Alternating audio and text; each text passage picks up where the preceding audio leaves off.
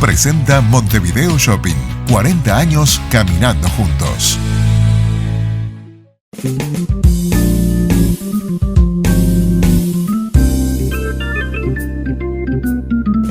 Fiorella Musitelli es licenciada en Comunicación Social, especializada en Marketing Digital y Neuromarketing. Anaí Lange es comunicadora y panelista de televisión. Escribió recientemente Parirme, nace un bebé, nace una familia. Ambas son madres y tienen una mirada profunda sobre la crianza de hijos en este mundo en que vivimos. Lengua Larga, la entrevista. Anaí Lange y Fiorella Musitelli. Bienvenida, muchas gracias por este compartir que vamos a tener, donde la idea es aprender con ustedes, ¿no? Que fueron y son madres. Es verdad, es verdad. Anaí, escribiste, y Fiorella, has estudiado mucho el tema con otras perspectivas también, ¿no? Por eso la invitación. Si tuvieran que decir ser madres, ¿qué es? ¿Qué dirían? Bueno, primero gracias, Gustavo, por el espacio y por estar acá con Fío, que ya nos conocimos recién y nos caemos muy bien. Muy bien. Es impresionante. Yo creo que ser madres es la transformación más importante que puede tener una mujer a lo largo de su vida. Creo que no hay nada más transformador que la maternidad y bueno, y creo que realmente nada se vive con tanta intensidad como dejar de no ser mamá para pasar a ser mamá. No sé, yo creo que es así, un poco. La maternidad es eso, transformadora absolutamente. Sí, a mí me pasa un poco que cuando reflexiono, yo tengo un hijo de 10 años y otro de 6, 2 varones, y me pasa un poco que cuando me acuerdo de esa Fiorella que no era mamá, no me cae muy bien. Entonces, me pasa que todo lo que hemos aprendido en familia, bueno, tú en el libro lo decís, nace un bebé pero nace una familia, me ha sido tan enriquecedor y me genera tanta plenitud más allá de la dificultad, que mi agradecimiento a la maternidad es completo, no romantizado, es completo. Es divino lo que decís. ¿Y no te pasa también que en esto de la versión anterior a tu versión anterior de la maternidad, digamos, ¿no te pasa que te das cuenta de que fuiste media mala con tus amigas madres? Terrible. No, yo fui la primera. Entonces fueron muy malas contigo. Yo estaba dando pecho y me llegaban los videos del boliche. Ay, no, te puedo Y yo lloraba desconsoladamente. Obvio. Tenía 25 años. Entonces, ¿pero por qué? Porque supuestamente yo estaba haciendo algo que estaba como fuera de eje, ¿no? Obvio. Y claro, y como amigarme con esa narrativa de, bueno, lo decidiste, lo nuestro no fue un accidente, fue una decisión. Mi pareja tiene 12 años más que yo, él quería mucho ser papá. Yo la verdad que estaba súper enamorada y no me lo pregunté demasiado. Entonces, al recibir todo eso de el mandato de por qué lo hiciste, yo qué sé, no lo pensé tanto, la verdad. Después cuando todo sucedió, ¿no? Fue mucho. Y sí, me pasa eso que tus amigas fueron un poco malas contigo. Claro, sí. No, igual también. yo fui de esas mujeres que iba al súper y decía, a mí eso no me va a pasar. ¿Y aprendieron a ser madres siendo madres o vieron que estamos rodeados de libros, ¿no? Yo me acuerdo de una querida compañera, Carolina Anastasiadis, que cuando empezó también a ser madre, durante empezó a escribir un blog, Mamás Reales, siguió escribiendo, publicó un libro, ¿no? ¿Ustedes aprendieron a ser madres haciéndolo o se aprende mucho antes con la información hoy disponible? Bueno, yo creo que hoy en día vos podés leer y informarte, no sé, pero 24 horas al día, pero al final me parece que la maternidad se hace al andar, ¿no? O sea, que uno aprende haciendo. Quizás está buenísimo nutrirse de información para tomar decisiones o sobre todo para escuchar lo que viene del exterior, ¿no? Con determinada información se escucha diferente, ¿no? Lo que te puede decir alguien, ya sea una abuela o una amiga o la vecina o el doctor incluso. Creo que se escucha diferente, pero en sí la maternidad creo que nada, que se hace en el camino. Sí, que se hace en el camino. Sí, yo creo que también estamos en una era donde la sobreinformación muchas veces no nos hace bien. Y creo que hay una narrativa que muchas veces incita a que nosotras las mujeres estemos alejadas del instinto. Yo creo que desde el parto hasta el después, ¿no? Si una realmente escucha lo que tiene y debe hacer, se escucha, se es honesta, muchas veces está tal vez en contra del mandato, de lo que te dijeron que había que hacer, pero si vos estás convencida y te animás a operar desde el instinto, de como yo digo, desde la panza, de las tripas, que está estudiado, ¿no? El tema de las neuronas el segundo cerebro, que sería, ¿no? El intestino. Una puede operar desde un lugar de mucha más honestidad con una misma y sentirse mejor. Entonces, a veces esa sobreinformación, por lo menos a mí me pasó que yo necesité mucha ayuda para animarme a romper ciertas estructuras que yo no podía romper, claro, porque me iba a sentir en falta con. Claro. Y eso a mí me costó muchísimo. De hecho, me costó una depresión posparto con mi primer hijo. Y sobre todo resignificar mi relación con el trabajo. Eso a mí me interpeló muchísimo y me costó muchos años sentirme cómoda con la ¿Y tu relación con el trabajo por qué? ¿Qué pasó? Bueno, yo era una persona que trabajaba muchísimo, me iba muy bien y podía. Esa es la verdad, ¿no? Tenía como capacidad de hacer, ¿no? Y lo único que a mí me frenó fue la maternidad. Y tal vez ahí descubrí que la forma en la que yo estaba trabajando, yo por ejemplo trabajaba en Teletón, ¿no? Y me acuerdo que cuando dije, yo quiero ser madre, me cuesta mucho emocionalmente ser madre en este contexto, porque emocionalmente no. Claro, me imagino. No lo podía sostener, entonces, y tenía como mucha sobreinformación, ¿no? Entonces, el último año de Teletón, no es Teletón la situación, sino como yo me tomaba el trabajo, tuve 13 infecciones urinarias. Lo veo hoy con el diario El Lunes, ¿no? Obvio. ¿Por qué? Porque cada llamada podía ser una donación, porque yo no podía parar, no podía faltar, no podía... Y era una decisión mía, totalmente mía. Obvio. Entonces, cuando nace Juan Pedro, yo ya no estaba en Teletón hace un tiempo, pero trabajaba en una empresa, era jefa de e-commerce o responsable, no me acuerdo, de una empresa, trabajaba muchas horas y me dicen, bueno, vos tenés que volver 9 horas y media a trabajar. Y yo decía, O sea, y al día de hoy me acuerdo de con mi jefe en ese momento, irme imagínate, no sé si a vos te pasó, pero yo salí el primer día y era como surrealista. No entendías nada. Obvio. Era como yo miraba los árboles y no entendías nada. Esto es el cielo. No. A mí Matrix. me pasó, una Matrix. A mí me pasó cuando volví, sobre todo, porque viste, como uno con el segundo es distinto, pero es más práctico en algunas cosas, claro, ¿no? Y cuando volví de la licencia maternal de Ciro, que es mi primer hijo, volví al canal, al programa, Algo Contigo, y me acuerdo el primer día de estar en Algo Contigo, yo amo mi trabajo, ¿no? O sea, amo todo lo que tiene que ver con la comunicación. Yo estaba en un lugar que yo realmente amaba, que amo todavía. Yo estaba sentada y había luces y ruido. Yo decía, pero bajen un poquito las luces, cállense un poquito. ¿Por qué la gente grita? ¿Qué le pasa? ¿No? O sea, como algo tipo, quiero volver a mi cueva, no sé qué estoy haciendo acá, ¿no? O sea, como totalmente ajena en un lugar al que pertenecía en un 100%, ¿no? Pero yo sentía la necesidad de volver a mi cueva. Era tipo, a estar hablando más bajito, ¿viste? Con las luces un poquito más tranqui, la música, la gente gritando, era como que, ¿no? Ese ruido, no me lo olvido, esa primera semana fue terrible y tremenda. Es muy duro cuando te dicen, no, bueno, de hecho, no me quiero distraer, pero ayer me escribió una chica puérpera que tiene que volver a trabajar ahora el 3 de noviembre. El peor momento de la maternidad. Claro, ella me decía, tengo una angustia, ¿cómo el sistema lo piensa así? No. Y en los países nórdicos, hay 12 meses, hay para el papá, o sea, es otra la dinámica, pensando en una sociedad futura, ¿no? Claro, vos sabés que no. Una chiquita, varias chiquitas en realidad, pero una chiquita en el primer puerperio, después de que nació Ciro, en un momento yo no me acuerdo bien cuál era el tema que me entreveraba, ¿no? Yo ya había vuelto a trabajar. Entonces hablaba con Seba, mi marido, y como que yo estaba medio angustiada. No me acuerdo si era porque no tenía las ganas de trabajar que tenía antes, o era una cuestión así. Yo soy nacida en Alemania y tengo mucha familia allá en Alemania, ¿no? Y me acuerdo que Seba me dijo, mi amor, ¿vos pensás que en Alemania en este momento estarías en licencia maternal? Y fue como...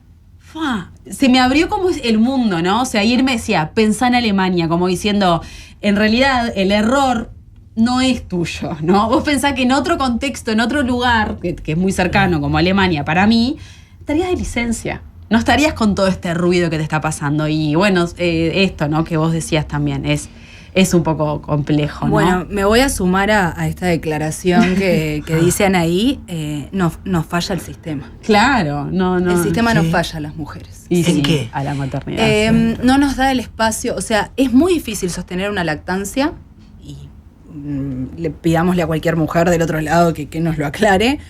A los 3 meses volviendo 9 horas a trabajar o 7 horas a trabajar es algo muy difícil realmente. No estoy diciendo que sea imposible y todas las mujeres somos diferentes, pero el estrés, el acomodarse, es algo muy complejo. Y de hecho, por algo en otros países, pensando en la sociedad a futuro, las licencias maternales son más extensas.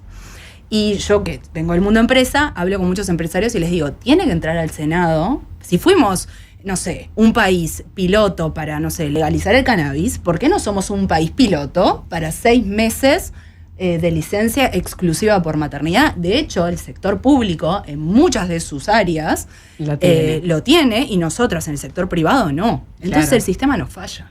No, y en realidad también hay varias cosas en esto, ¿no? Para mí, primero, se habla mucho de lo que hay que hacer como madre o incluso como padre, ¿no? Es como que el discurso de todo lo que vos tenés que hacer por tus hijos para que tus hijos crezcan bien, para que tus hijos, hoy en día, ¿no? Para que tus hijos tengan, te encuentren a vos como su lugar seguro, para que vos estés disponible para tus hijos y todo ese discurso que hay, pero después es un poco contradictorio con lo que te encontrás en la realidad. Totalmente. Para sostener una lactancia ni que hablar, pero incluso pienso también, ¿no? Para que los padres puedan involucrarse en su paternidad, la licencia que hay hoy, por más que yo sé que se alargó, es mínima, Es es irrisoria, imposible, ¿no? O sea, es un poco tirano el sistema, yo creo, para la maternidad y para la paternidad también, Totalmente. en este momento en nuestro país. Claro. Y claramente hay otras formas, hay otros caminos y hay otros resultados también, ¿no? Exacto. Porque Eso es lo más importante. Hay otros resultados porque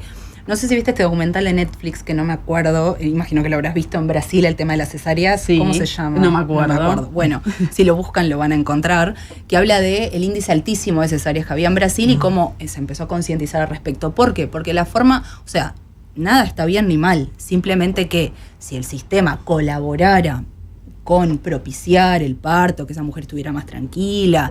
Yo, de hecho, soy una de las historias de haber sufrido violencia obstétrica en mi primer parto en un hospital muy importante de este país, de tener una mujer que me dijera, estás haciendo mal la fuerza. Ay, claro. A la hippie ahí de la habitación 2, ni le ofrezcas la anestesia. Yo esas cosas las escuché. Que Las escuchaste. Sí, que mi ginecólogo entrara y dijera, por favor, bueno, ponele los estribos altos. Y yo pidiendo, por favor, estoy muy incómoda. Y mi ginecólogo diciendo, ¿no tiene estribos bajos? Sí, bueno, póngaselos. Y esa mujer saltar un estribo arriba de mi barriga para ponerme los estribos bajos porque le molestaba que yo hubiese vomitado el monitor porque había dilatado. Sí, claro, Y, obvio. Algo que sucede en cualquier básicamente. dilatación, obvio. Entonces, a mí, yo siempre cuento algo que a mí me vuelve loca, que es que en mis partos, en mi primer parto, me cuidaron los varones. Y a mí eso me es muy fuerte, porque, digo, realmente no es que el parto es toda una energía generalizada, ¿no? Y realmente la forma en la que el individuo viene al mundo, y eso está estudiado en la biología y desde muchas corrientes, determina mucho de su comportamiento, de sus hábitos alimenticios, de un montón de cosas. Pero la verdad que milagros con un sistema que no lo propicia o que en muchas ocasiones tiene mucha violencia simbólica, es muy complejo. Sí, claro. Entonces digo, hay mucho por Sí, hablar. bueno, una de las cosas que también se aborda en el libro es que no solo para el bebé que nace es importante su nacimiento, sino que hay una incidencia directa entre el puerperio que va a tener esa mamá con la experiencia del nacimiento. Entonces, en realidad, es así de importante ese momento, ¿no? Que yo creo que hay veces que hoy en día sí creo que las instituciones están yendo hacia un lugar un poquito más humanizado, pero hay veces que se olvida eso, ¿no? Que no es solamente ese momento puntual, sino que eso va a repercutir a largo plazo en esas dos vidas, por lo menos, en el bebé que nace y en la mamá que está pariendo, ¿no? Claro. Las dos investigaron temas diferentes, pero muy interesantes, ¿no?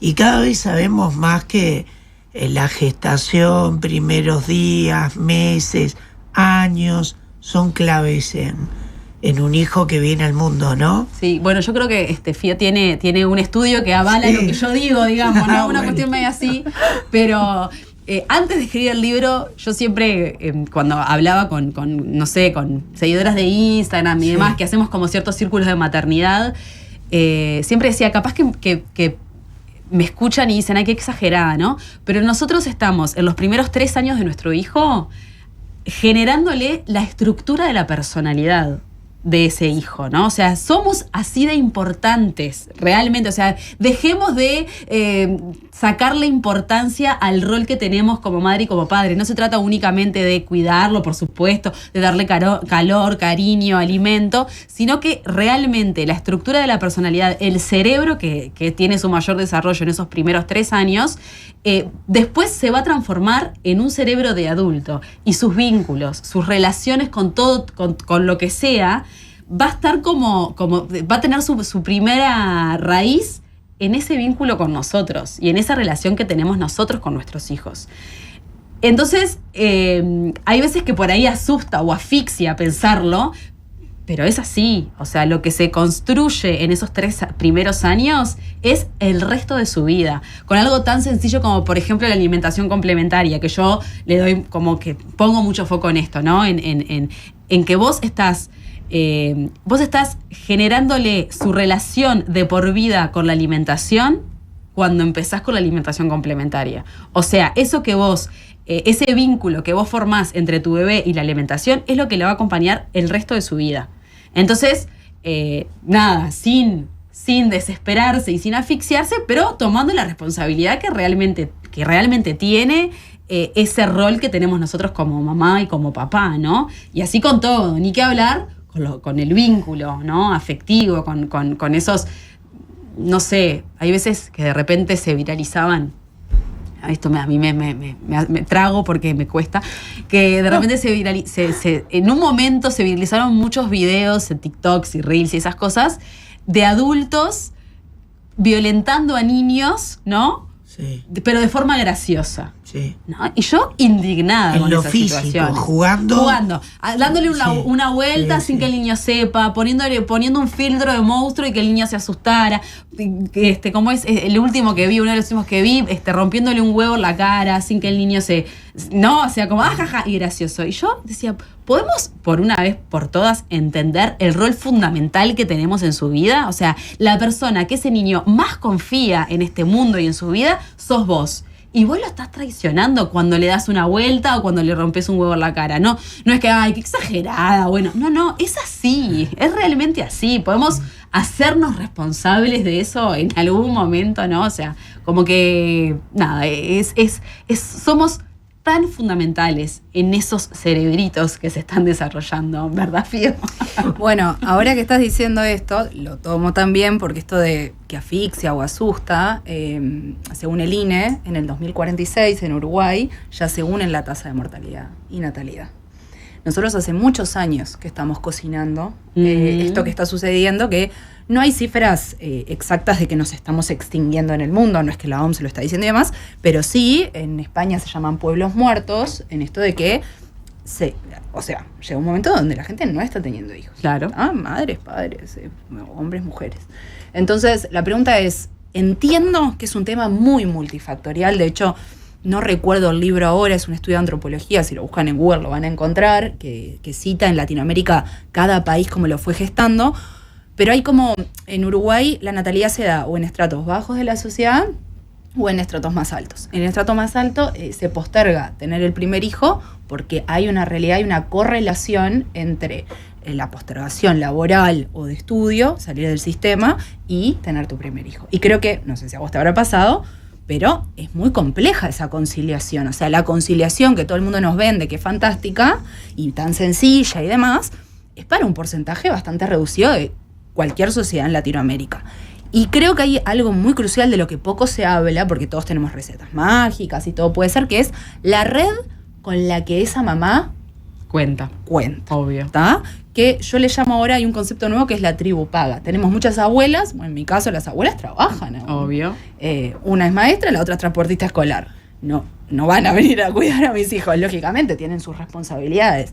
Entonces, bueno, Antes tal vez era diferente. Los mamíferos que se alarga su proceso reproductivo son las ballenas y los seres humanos, porque las madres cocrían con sus hijas. Y eso ya en realidad a nivel no está sucediendo. Ese dato me lo dio Teresita Domínguez, que es directora del Instituto de Copsicología acá en Uruguay, con quien yo hice terapia mucho tiempo. Y volviendo a tu pregunta, ¿cómo aprendí a ser madre? Con mucha ayuda, de que me ayudara a romper estas estructuras, porque yo me sentía en falta. Obvio. Y sin embargo ahora que empiezo a hablar con otras mujeres que me dicen, che, mirá, no estás tan loca, mirá, no sos tan exagerada, mirá que a mí también me recostó, mirá que no es lo mismo 2 que 1. No, claro. Entonces... Es que en realidad pasan varias cosas ahí en esto de la maternidad. Primero que a la maternidad se la juzga sea como sea, ¿no? O sea, si vos decidís, digamos, vos tenés un embarazo y decidís ir por una cesárea programada, se te va a juzgar. Si decidís hacer un parto sin epidural, se te va a juzgar. Si te decidís poner epidural, también. Si querés una lactancia exclusiva, se te juzga. Si querés una lactancia o si no querés darle teta, también. O sea, tomes la decisión que tomes, va a haber una parte de la sociedad que te va a estar juzgando, ¿no? Yo creo que eso tiene que ver, o sea, la interpretación que yo hago tiene que ver con que en realidad, digamos, cuando vemos en otro decisiones distintas a las nuestras en relación a los hijos, que es lo más importante en nuestra vida, en nuestro mundo, nos interpela. Entonces, en lugar de decir, mira, esta persona está haciendo algo diferente a lo que hice yo o a lo que estoy haciendo yo, ¿por qué me molesta? ¿Por qué lo problematizo? ¿Tendrá que ver conmigo? ¿Tendrá que ver que yo tomé esa decisión y quizás no quise tomar esa decisión? O no, pero en lugar de hacer eso, lo que hacemos es tirar el bardo y decir, no, lo que estás haciendo está mal, o qué sé yo, qué sé qué, ¿no? Eso como que por un lado, ¿no? Siempre va a estar juzgada la decisión que vos tomes. Y por eso, y acá también lo concateno un poco con lo que me decías al principio, es que está bueno estar informado, yo creo, ¿no? O sea, creo que el exceso de información no, pero la información sirve, claro, ¿no? Cuando es una información precisa, con fundamento científico y demás, ¿no? Cualquiera hablando de cualquier cosa, como nosotros tenemos fundamento científico, no somos cualquiera hablando de cualquier cosa. Creo que la información sirve también para tomar las decisiones. Sí, claro. Y también para decir, porque muchas veces yo me encuentro con algunas frases hechas, ¿no? Él hizo lo que pudo, bueno, mi madre hizo lo que pudo. Y capaz que no, capaz que hizo lo que quiso. Y también tenemos que cambiarnos con eso. Capaz que hizo lo que quiso y está bien que haya hecho lo que quiso en ese momento, ¿no? Y esto de informarse y tomar la decisión desde la información, yo creo que lo que nos genera es estar tranquilas con esa decisión que tomamos, ¿no? Y poder enfrentar lo que nos vaya a decir el mundo en relación a cómo criamos nuestros hijos con otra tranquilidad. Porque si vos estás tranquila de que, no sé, por ejemplo, le querés dar la alimentación complementaria a tu hijo con el BLW porque sabés los beneficios que tiene, por más que vengan y te digan un montón de cosas en contra al BLW, vos estás tranquila porque la información la tenés. O al revés, si por ejemplo no querés darle BLW porque aunque tenés la información, te da un poco de miedo que sea tragante, ponele que es un mito pero que puede pasar, está perfecto, porque cuando vengan a decirte, ay, pero ¿qué no le haces el BLW? Vos vas a poder contestarle desde el fundamento, sí, mira, yo sé todo lo que tiene el BLW, pero prefiero no hacerlo. Punto, ¿no? Entonces yo creo que también esto de la información está buena porque nutre de alguna manera la calma, ¿no? La tranquilidad, saca la ansiedad, saca la defensiva que también tenemos, ¿no? Bueno, pies descalzos, ¿no? Que es, no sé, algo muy polémico, ¿no? Vos podés tener la información de los pies descalzos y de que para el neurodesarrollo está buenísimo, pero hay un día de mucho frío y vos decís, mi hijo está pasando frío, le voy a poner medias. Y está perfecto, ¿no? O sea, es como es la panza, poder, es tu panza. Poder decidir también con la tranquilidad de la información, ¿no? Es como, nada, me parece como fundamental. ¿Sabés que justo dijiste pies descalzos? Me pareció muy interesante ese capítulo en tu libro, más allá de bebés, niños, ¿no? De mi interés por el lenguaje del cuerpo, ¿no? Que en varias disciplinas los pies son tierra, estabilidad, apoyo, apoyatura, ¿no? Sí. Y descubrí varias cosas ahí, ¿no? ¿Por qué es tan importante los pies y los pies descalzos? Pues siempre se habla de los niños, se habla de muchos órganos, el corazoncito, a ver cómo está, el cerebro, pero los pies también son claves, ¿no? Sí, en realidad es todo el cuerpo quizás clave. Sí, lo que pasa con los pies en los bebés es que tienen, o sea, particularmente en el momento de la etapa primal, los 2-3 primeros años, pero sobre todo antes de las caminatas, es que tienen muchísimas terminaciones nerviosas. Entonces, al bebé le ayuda a tener los pies descalzos porque le da información de su entorno. Y la información del entorno que recibe a través de los pies hace que sus neuronas empiecen a conectar. Entonces, en realidad, en los pies descalzos ayudan al neurodesarrollo de los bebés. Así como en primera instancia pasa eso. El ambiente, o sea, ¿no? Cuando hablamos también del sobreestímulo, ¿no? Con el ambiente que tiene un bebito recién nacido, ya es estímulo más que suficiente. No necesita ninguna otra estimulación. Solo el ambiente alcanza para que el cerebro de ese bebé empiece a desarrollarse. Y a través de los pies recibe información de temperaturas, de texturas, de más calentito, menos calentito. Y toda esa información genera este neurodesarrollo. Después también pasa que empiezan a crecer y el desarrollo motor también empieza a avanzar y la propiocepción, o sea, lo que entienden ellos mismos de su propio cuerpo, también entra a través de los pies. Entonces, a través de los pies empiezan a ver que pueden impulsarse, que pueden moverse para un lado o para el otro.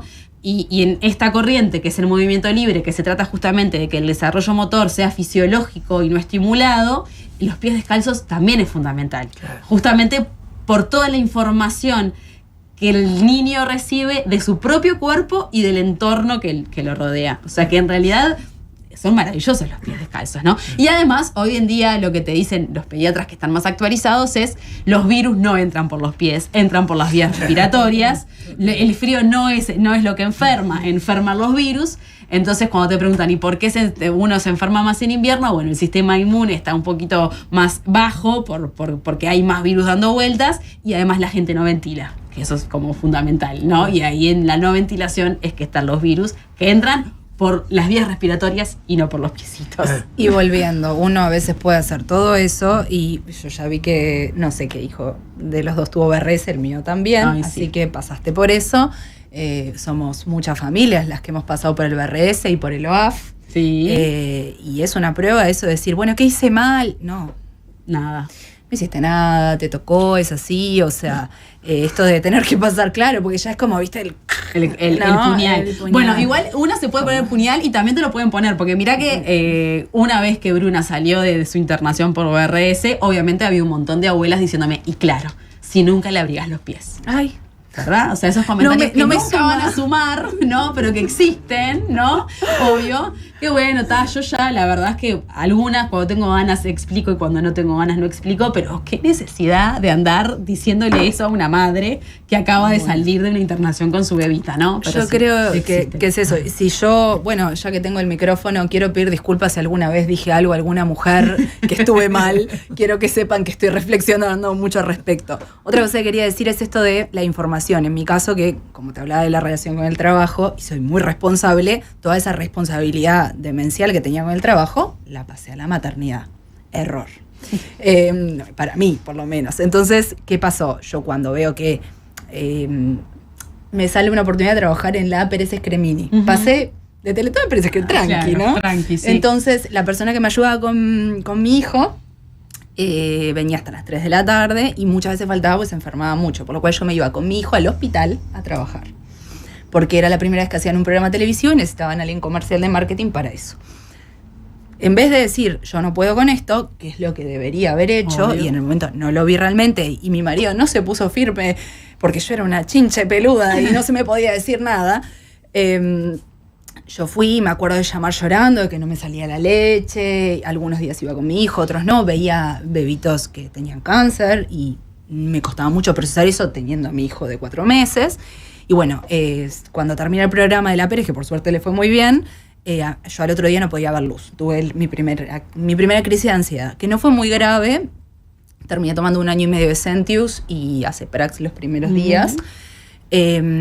Pero ahí fue que yo sabía lo de la lactancia, ¿tá? Y claro, y había hecho como una especie de tambo, ¿no? Y lo abría de noche en silencio y lo miraba así, decía, es mi tambo. Que estaba mal porque lo hice en el, ¿me entendés? Con el costado de pis. Hiciste un banco hiciste un banco de leche gigantesco en tu freezer, innecesario, claro, obvio. Y yo abría y era lo único que me daba felicidad. Yo abría así y decía, mi tambo. claro, no, un estado que no, ya sabemos que no. Entonces, pero lo que voy es, toda esa exigencia que había para el trabajo la trasladé a otro lugar y claramente mi hijo no necesitaba ni el tambo ni nada de eso, necesitaba que yo estuviera en mi centro. Para mí no fue fácil no poder, y pasaban los días y mi hijo me necesitaba a mí entera. Vos, obvio. Y creo que en esto de parirme, por suerte me recuperé bastante rápido y entendí la jugada bastante rápido, pero trabajamos mucho con Juanpe eso del sentimiento de culpa. Y me acuerdo que en un momento, mi hijo mayor fue diagnosticado con TEL, pero en su momento, antes de que saber bien qué pasaba, en el jardín me dicen, es colgadito. Hay como muchos espectros de colgadito. Es colgadito. Es colgadito, tiene muchos espectros. Bueno, situación, etcétera. Caí con una psicóloga, que tengo guardado el informe para cuando escriba, que explicaba que por mi depresión postparto yo le había destruido la organización psíquica a la criatura y que por eso él necesitaba 2 o 3 sesiones de terapia diarias, semanales con ella, para poder estructurar su psiquis, que su madre puérpera loca había destruido. Yo lloraba desconsolada a otro nivel, ¿no? Por suerte, yo hice 10 años de terapia con Álvaro Capano, que es una persona, es magister en terapia familiar sistémica, es de la Católica y está especializado en crianza democrática y demás. Y lo llamo, me acuerdo en ese momento, y me dice, Fiorella, salí de ahí, calmate. Corre, huye. Y esto de el profesional siempre sabe. Cuidado con eso, porque nosotros somos bastante instintivos con Martín, mi pareja, pero realmente si no te agarra bien, si vulnerable como estás... Bueno, si no pero es que en realidad esa vulnerabilidad pasa, o sea... Te pasan los controles ginecológicos, te pasa en el momento del parto y te pasa después cuando también vas al pediatra con tu bebé, ¿no? O sea, ni que hablar si te agarra una terapeuta, una psicóloga como esta enemiga, ¿no? Pero creo que eso es totalmente, la enemiga absoluta, pero creo que eso pasa mucho y en realidad... no sé, yo invito mucho a la gente que lee el libro a que elijan a los profesionales con los que se van a atender. A que si vos te atendiste toda la vida con un ginecólogo o una ginecóloga y en el momento en el que quedas embarazada, que estás embarazada, no te gusta, cambialo, ¿no? Pero mirá que me han dicho amigas, pero si se enoja, ¿quién se va a enojar? ¿La ginecóloga? Pero el problema de la ginecóloga, escuchame una cosa. Totalmente. Estás hablando de tu embarazo, o sea, sentite bien en donde vayas a estar, ¿no? O sea, sentite confiada, sentite que puedes hacerle preguntas y que no molestás, sentite que vos incluso podés decir, no, esto no me gusta, o esto prefiero que no sea, y va a estar todo bien. Y lo mismo en el momento del parto, que es un momentazo, ¿no? Pero que también hay veces que desde el instinto más instinto hay que ponerse un poco firme. Yo me acuerdo en el parto de Bruna que en un momento, yo no me acuerdo, ¿viste? Cuando una está pariendo, está como en el planeta parto, le digo yo. Ya estaba en el planeta parto, pero me acuerdo que había como mucho ruido y después Alicia, que nuestra doula que estaba en el momento, me dijo, vos en un momento mandaste a callar a la gente. O sea, empezaste a hacer... O sea, cállense la boca. O sea, estaban hablando de andás a ver qué y yo estaba molesta con el ruido y vos las mandaste callar. Y se callaron. Y sí, porque tenía que no, pero... No, bueno, eso, como que también sentirse que el parto es tuyo, el nacimiento es tuyo, el embarazo es tuyo de ustedes y es una pareja que así lo entiende. Y bueno, y elegir a los profesionales también que nos van a acompañar, ¿no? Completamente. Y algo que me trajiste recuerdos muy lindos. Yo, una de las relaciones que más valoro al día de hoy en mi vida es la relación con mi pareja, ¿no? Hemos transitado un montón de cosas juntos. Sin duda que los partos nos han unido a un nivel ya espiritual, si se quiere, ¿no? Porque por más de que yo tal vez no termine la vida con él, siempre jorobamos, eso nadie nos lo va a sacar, nos une para siempre. Entonces, él en un momento, yo no tuve esa fortaleza, tenía 25 años. Y fue hace 10 años que era otra historia, ¿no? Claro, y era otra historia el hospital. Y me acuerdo que en un momento, cuando yo estaba intentando respirar para el expulsivo, y una mujer me agarra la mano y me dice, estás haciendo mal la fuerza. Y él vio como que yo me estaba desconcentrando porque me estaban marcando que yo estaba haciendo algo mal. Él es una persona, él es escribano y es una persona que sabe mucho negociar y mantiene su centro, ¿no? Entonces me mira y me dice, chiqui, no mires a esta estúpida, mírame a mí. Fue así como, pero fue como que me captó, porque yo estaba en Planeta Parto también, ¿no?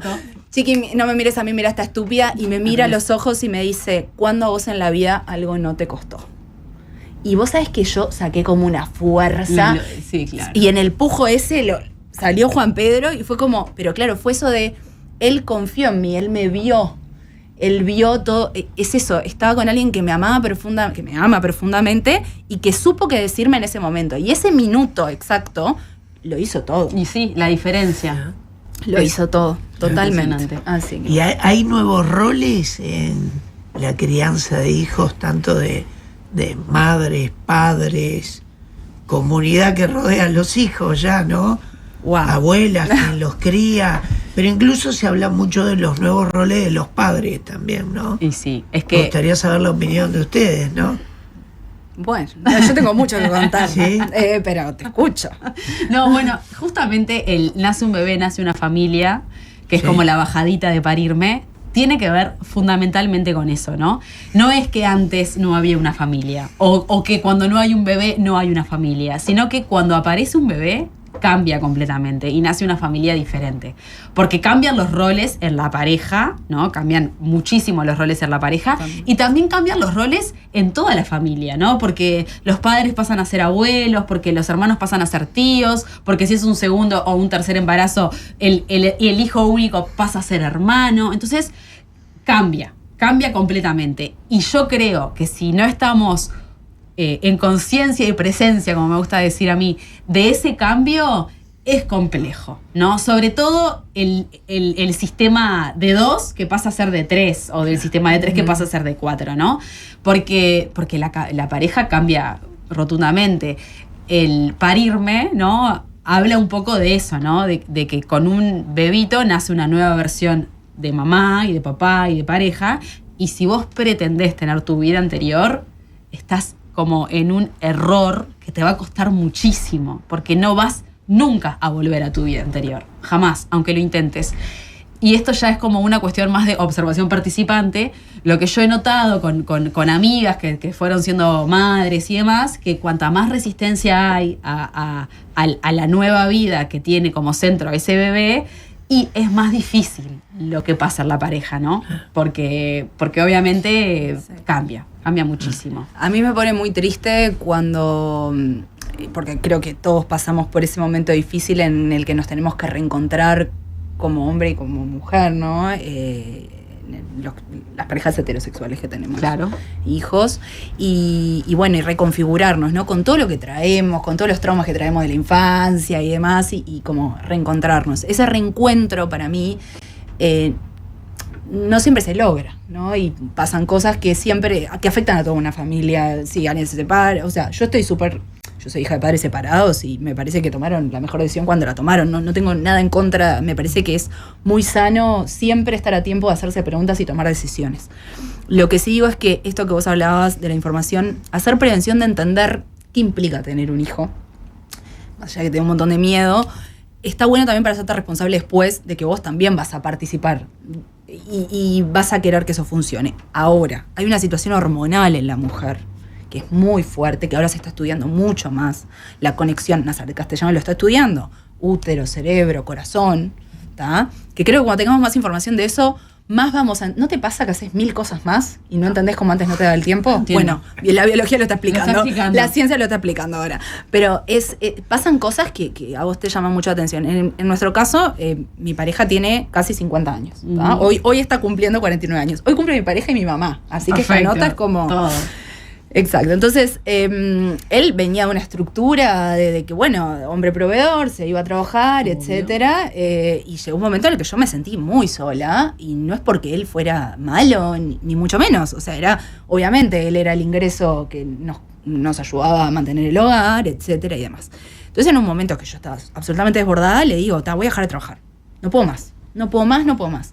Me dice, no, si voy a dejar de trabajar nos vamos a separar. O sea, no te banca nadie acá adentro. O sea, te juro, invierto, por favor salí de acá, me decía, andate de acá adentro. Y yo le agradezco mucho eso, porque sé que tal vez hay varones que sin mala intención tal vez dicen, bueno, si ella está Hacelo, mejor, claro. hacelo. Claro. Y está muy bien, o sea, pero no es verdad, él a mí me conocía, él sabía que a mí eso me iba a doler, que tal vez me iba a costar mucho reinsertarme en el mercado laboral por Claro, cómo es marketing. Pero es que sin irte ya cuesta, ¿no? Entonces, La verdad. claro, y que tampoco quería solo maternar, o por lo menos no era mi deseo. Entonces él en ese sentido, yo no estaba muy lúcida y él fue como muy claro en eso. Yo creo que acá también pasa algo, y esto puede sonar un poco polémico, o sea que voy a pedir apertura cuando se escuche esto, y es que pasa mucho que en una casa donde hay una mujer y un varón, en general la mujer cuida, la mujer sostiene, la mujer está como siempre como en esto, ¿no? Sosteniendo, acunando, cuidando, dando cariño, y el varón es el que provee, el que trae las cosas, el que es sostenido, el que es cuidado. Y cuando la mujer pare a su hijo o a su hija, necesita ella ese sostén y esa contención y ese cuidado. Entonces, hay como un cambio en ese rol, porque el padre, pensando en parejas heterosexuales, pero también puede ser compañera, pero sobre todo hablando de parejas heterosexuales, el padre tiene que pasar a sostener a esa mujer. Y creo que ese switch puede generar muchísimo ruido, porque ni la mujer se siente cómoda siendo sostenida por su pareja, ni la pareja se siente cómoda o a gusto teniendo que sostener a su pareja, ¿no? Y yo creo que esto sí es algo que se habla poco, porque es como que todo está alrededor del bebé, porque todo gira alrededor del bebé, y cómo son los cuidados del recién nacido, y qué es lo que hay que hacer, y cómo no sé qué. Pero para que ese bebé está bien, que es algo que repito todo el tiempo, para que ese bebito esté bien, sobre todo en el primer año, es necesario que la mamá esté bien. Entonces, lo más importante no es ese bebé, es esa mamá. Y para que esa mamá esté bien, su hogar, que es su pareja, tiene que estar ahí sosteniéndola. Y eso hay veces que cuesta muchísimo. Y puede tener que ver con la cultura machista arraigada, pero también en parejas que son desconstruidas o no, no quiero utilizar palabras que quizás están un poquito banalizadas, pero realmente capaz que incluso en parejas que son totalmente progresistas en su pensamiento, también pasa que es incómodo para el padre sostener, para la madre ser sostenida, pero es lo necesario. Entonces, ahí también creo que hay una cuestión en los roles que cambia y que puede ser un poquito difícil, ¿no? Como llevar adelante. Porque si eso no pasa, también lo que sucede es que se sienten solas las mamás, ¿no? Porque la maternidad en algún punto es en soledad, ¿no? Pero si el padre está trabajando o está haciendo lo que tiene que hacer, esa madre se siente sola, esa madre después reclama, ese padre se siente que no se valora y ahí empiezan un montón de conflictos también, ¿no? Que se pueden, para mí lo que pasa es que lo que no se trabajó en el vínculo antes se exacerba en un momento de estrés, que es lo mismo que pasa en las empresas, ¿no? Entonces tiene que haber para mí una prevención en el vínculo. Ahora yo he escuchado parejas que van a hacer acuerdos a un terapeuta antes de ser padres. Okay. Me parece maravilloso. A nosotros nos hubiese recontra servido hacer eso, pero porque realmente no estábamos preparados logísticamente, fríamente, claro. no estábamos logísticamente preparados. Nos la creímos, todo, Pero eso pasa muy seguido. Claro, y fue tipo, pero ¿cómo no razonamos que esto nos iba a destrozar? O sea, y a su vez, eso, ¿no? Yo sentía mucha culpa de decir, ¿cómo no estoy disfrutando esto? Estoy totalmente... Entonces, la primera decisión que tomé fue renunciar a mi trabajo fijo y me volví independiente. Y eso para mí, vos decís, ser independiente al mismo momento del puerperio, o sea... una idea muy mala. Para mí es una locura. Una locura, todo, pero viste esas decisiones incentivas. Y me acuerdo, mi jefe en ese momento, que me fui a comer al bar Sporting, una pizza, yo con el ¿cómo se llama esto? El fular. El bebé, caminar 5 cuadras hasta ahí, a encontrarme con el señor un poco prolija, ¿no? Imagínate. Y él claro, yo lo veo ahora con el diario del lunes, y él me decía, la vas a romper, entiendo que no quieras volver todo el horario. Se ahorró el despido, claro, ¿entendés? Y yo, borrega, muy tonta, sí, la voy a romper, claro. Por pelo absoluto, ¿no? Entonces realmente es en equipo la paternidad. Y ese hombre que es mi jefe, y era papá, podría haber buscado otra salida, ¿no? Y es esto de... Ese es el mundo ideal. Ese es el mundo ideal, pero es el que vamos a conseguir hablando de este tema. Hay que hablar mucho más de este tema. ¿Qué hicieron y qué hacen? Porque tuvieron bebés, tienen bebés, pero niños también ya, ¿no? Pues las dos tienen 2, Sí. ¿no? Con este mundo, el de las pantallas. Wow. Ese es todo un tema. Arranca vos. Bueno, pero vos igual a vos te agarró distinto. ¿Sí? Porque hace 10 años yo creo que no había tanta Sí, puede ser. tanta exposición a pantallas, ¿no?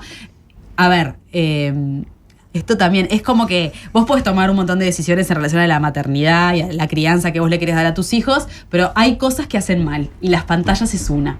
Yo ahí soy un poquito intransigente en la medida de lo posible. Ciro no vio pantallas hasta los 3 años, ahora obviamente alguna película ve conmigo, ¿no? O sea, aparte, me acuerdo que el verano pasado, que Ciro cumplía 3, yo recién parida, porque Bruna es de diciembre, y llego un día a Los Titanes, que es en donde tenemos casa, Ciro se estaba quedando allá, y me dice, mami, ¿puedo mirar compu? La de mamá, la de su abuela, la de mi madre, no sé qué, sí, dale, mi amor, un iPad, una tablet.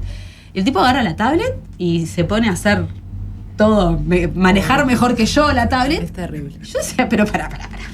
¿En qué momento sucedió esto, no? O sea, sacando las notificaciones para arriba, buscando la aplicación, poniéndola como para mirar. Entonces yo dije, ¿ustedes lo hacen mirar pantallas todo el tiempo? O sea, ¿cómo es? Y dice, no, o sea, esto es ¿viste? Es la esponja que son, ¿no? Que aprenden todo enseguida. Y bueno, obviamente el mundo hoy está muy expuesto a pantallas y está muy expuesto a teléfono y a celulares.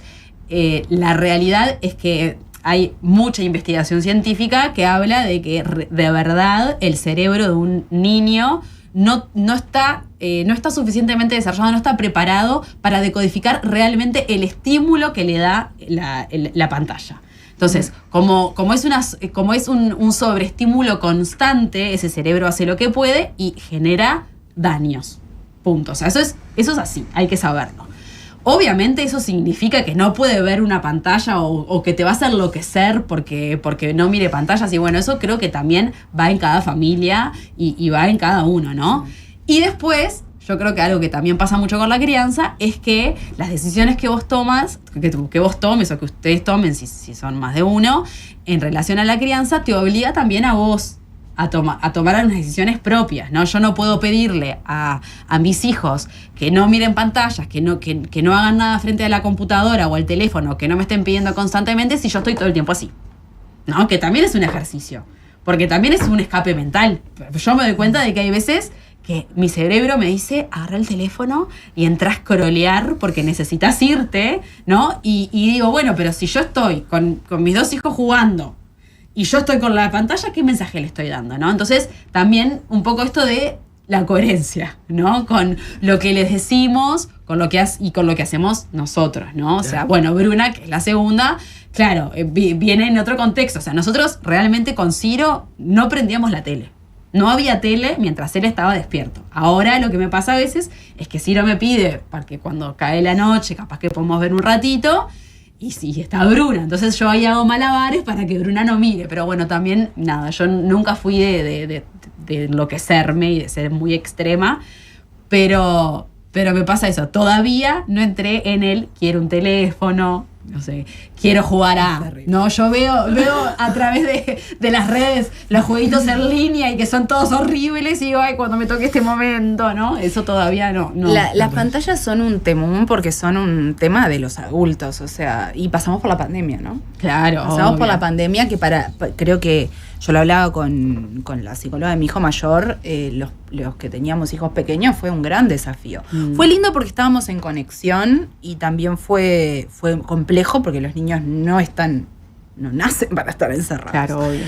Pero yo creo que lo que pasa ahí es a mí un poco lo que me pasa es, nacimos en esta era, pelear, yo que soy muy luchadora de pelear y demás, también descubrí que en algún momento me agoto, ¿no? Y sí, obvio. Y yo además soy mujer que vive con 3 hombres y un perro varón, ¿no? Entonces, por ejemplo, el primer gran conflicto que hubo en mi hogar fue cuando ingresaba la Play.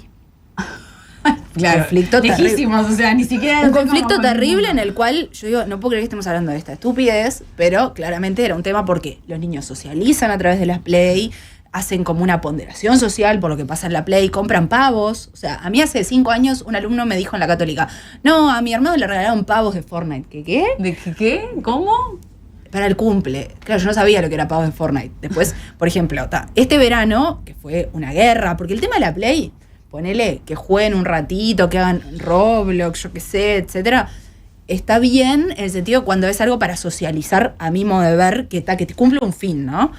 Yo, por ejemplo, no, mis hijos lo tienen en el living y yo estoy escuchando todo lo que sucede, no tienen. Entonces, che, ¿a vos te gustó cómo te habló fulano, cómo te habló mengano? O sea, soy un dolor, ¿no? Bueno, pero en realidad ahí. para mí es la manera, ¿no? La presencia. Que a ver, que en realidad creo que es el camino más difícil. Porque Claro. el camino fácil, ¿cuál es? Sí, mi amor, la Play, los cosas, y yo mientras tanto escroleo Claro. o cocino o miro el techo, O ¿no? cocino y hago todo lo demás que tengo que hacer. Claro, exacto. Pero bueno, es ese camino fácil, pero me parece que es como un poco más saludable pensando en los niños, esto de saquemos y que yo escucho y todo. Y yo voy escuchando y claro, y es porque al final del día me parece que uno lo que tiene que enseñar a hacer es autorregular. Ese es el gran desafío. Y para enseñar a otro a autorregularse, que está la parte muy compleja, uno tiene que saber autorregularse. Y ahí es donde los padres tenemos desafíos inmensos en los cuales descubrimos que tenemos problemas de autorregulación como adultos.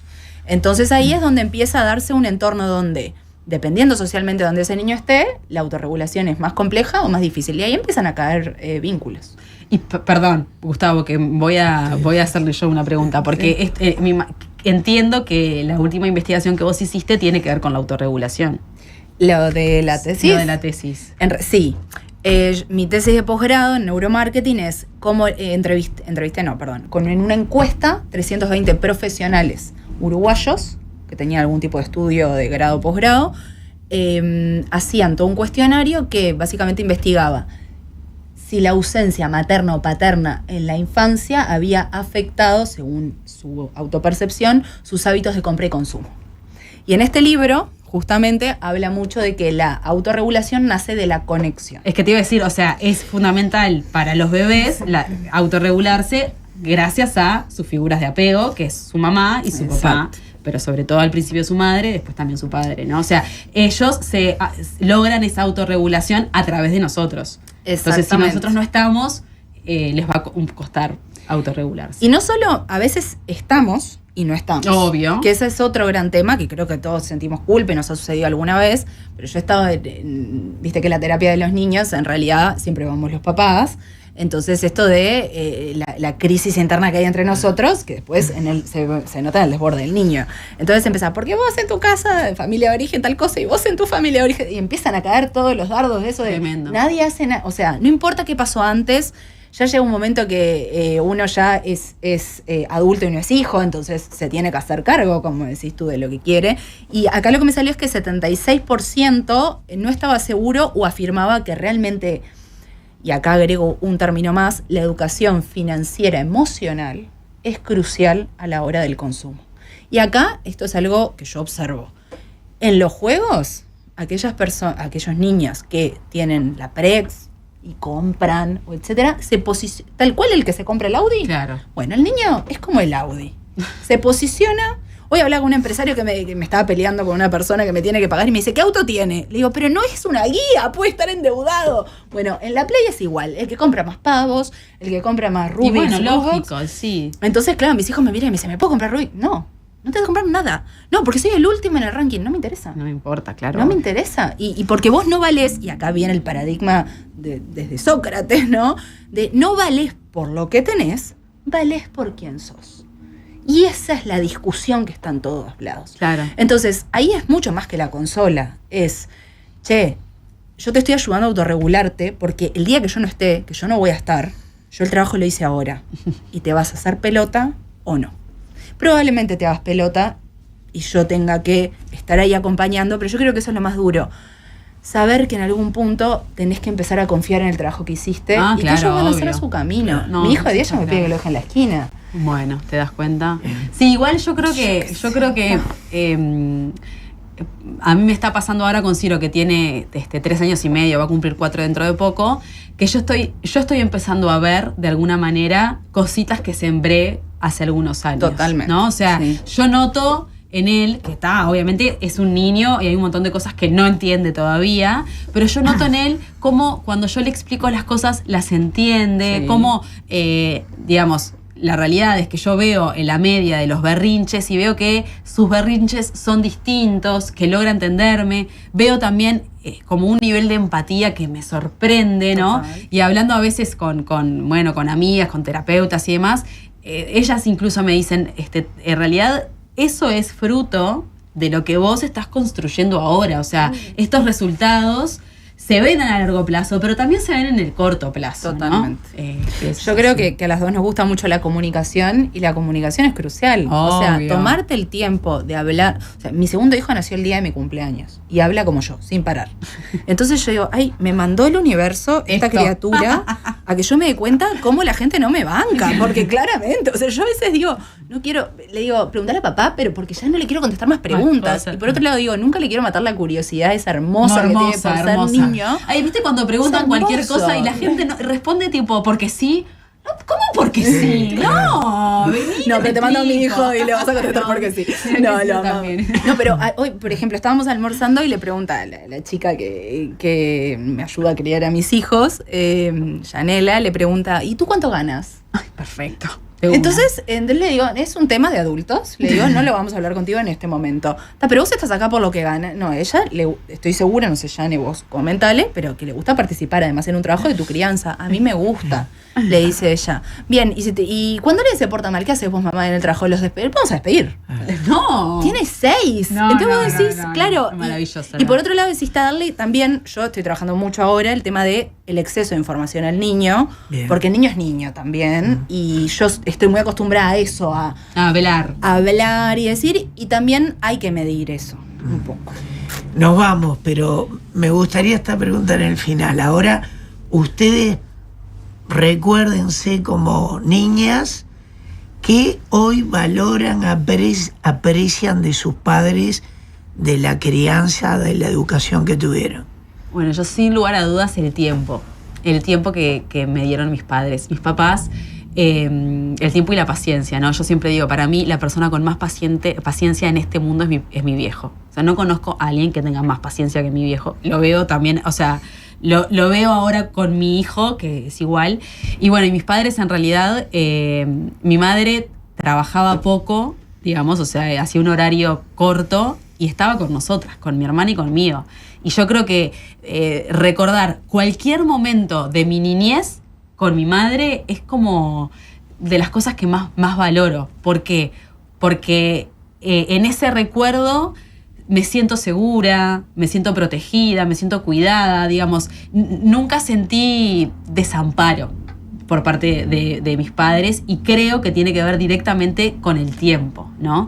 Y hay algo que también, así como chiquito, y es que creo que la maternidad o la paternidad de uno lo que hace sin lugar a dudas es resignificar a tu madre y a tu padre, para bien o para mal, pero la resignifica, ¿no? O sea, cuando vos pasas por eso, empezás a entender un montón de cosas de tu mamá o de tu papá y lo resignificás completamente. Me pasa con el tiempo, ¿no? O sea, me doy cuenta del tiempo que me dedicaban mis viejos, que decidieron hacerlo así y lo valoro, pero no sé, infinito, realmente, sí. Bueno, es una pregunta muy difícil para mí. Yo no tengo actualmente vínculo con mi papá. Cuando estaba embarazada de 9 meses, a punto de parir, me enteré que mi papá me había hecho un juicio por pensión alimenticia y después me encontré con él, hará 2-3 años, y bueno, él me contó que en ese momento estaba muy molesto por temas que habían sucedido en mi hogar y demás. Y yo hice 10 años de terapia con un hombre porque siento que parte de mi propósito, y no es casualidad para mí haber tenido 2 varones, ¿no? Siento que entiendo lo que pasó en mi casa, ¿no? No estoy diciendo que no me dolió, que no me causó un trauma, que claramente sí, pero logré entender, y eso me ayudó a aliviar, como dice Marian Rojas, ¿no? Obvio. Logré entender y logré no tener eso que me pasó muchos años de ver a mujeres amando a sus papás y yo saber que eso, que quien se supone que te tenía que amar no lo pudo hacer, y bueno, eso causa heridas con las que uno convive, ¿no? Y bueno, hoy ver a mi pareja, que es un padrazo, y decir, durante mucho tiempo dije, pero yo esto no lo voy a poder hacer, reconstruir, porque yo no sé cómo se hace. Y bueno, haber logrado con él ver a ese papá me llena de orgullo a otro nivel. Y mi madre, sé que bueno, en ese contexto de violencia logró estar.